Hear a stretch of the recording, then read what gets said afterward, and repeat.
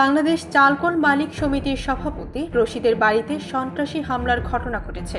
কুষ্টিয়া শহরের গোশালা সড়কে অবস্থিত চাল রশিদের বাড়ির ৩ তলা লক্ষ্য করে ২ রাউন্ড গুলি ছুড়ে পালিয়ে যায় দুর্বৃত্তরা।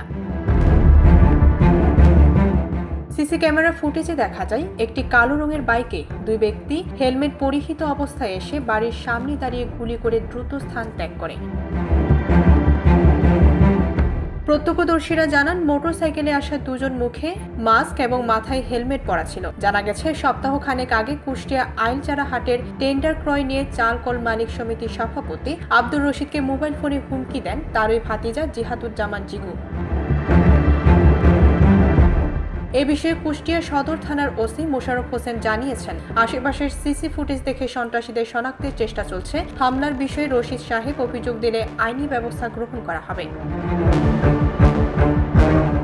ডেস্ক রিপোর্ট, ভোরের পাতা।